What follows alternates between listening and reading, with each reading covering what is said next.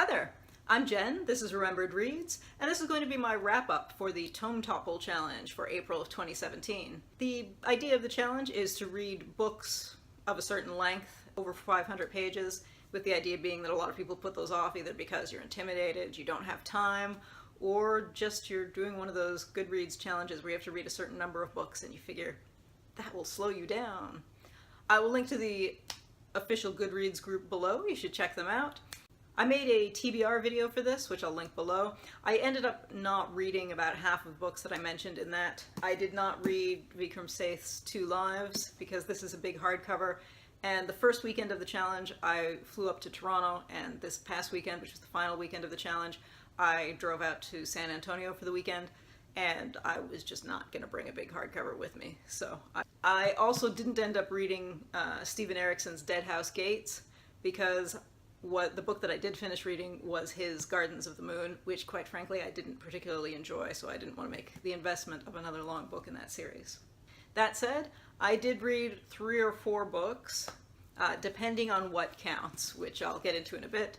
2 were physical books, 2 were ebooks. There were 5 challenges that go along with Tome Topple, so I will go through all of those. Challenge number 1 was to read more than 1 tome, so depending on what counts, I read either 2 or 5 books. Because I read these 2 in their entirety, but Gardens of the Moon I read just part of. I had started it before the challenge started. I also finished A Brief History of 7 Killings during this challenge, but I had also started this ahead of time. So I'm not sure that that counts. Another book that I'm not sure that it counts was I read Nexus Uprising, which in the ebook format was 532 pages, but I've seen the paper one is actually 475, so I suppose that doesn't really count. Challenge number 2 was to read a graphic novel, and I read the 4th volume of Samurai Executioner, which I talked about this in my last wrap-up, so I'll link to that video below if you want to hear more, but this is a fantastic series of stories about the shogun's executioner and people who are being executed. Question number 3 was read a tome that is part of a series.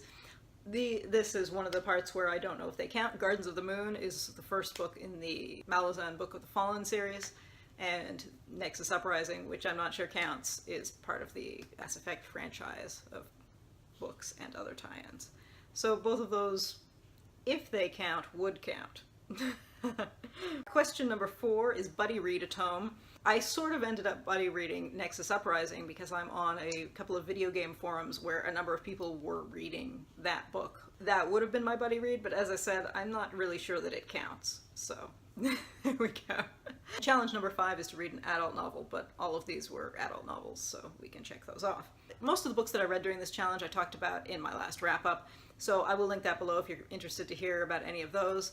The only one that I haven't talked about yet is Thomas Keneally's The Daughters of Mars, which is about 2 Australian sisters who become nurses in the First World War, which is actually interesting, and I might talk about this in a separate video because it has an interesting choice of endings where there are 2 alternate endings. Yeah, that was Tome Topple. Until a couple of months ago, I had never really done challenges or readathons like this, so this was an interesting follow-up to March Mystery Madness, because March turned out into very much virtually everything that I read that month was a mystery. There was maybe 1 or 2 exceptions. So it was really interesting and it felt very themed, whereas because this is both a more vague theme and also because I don't think I was following the rules properly for it, it didn't feel as much like an event.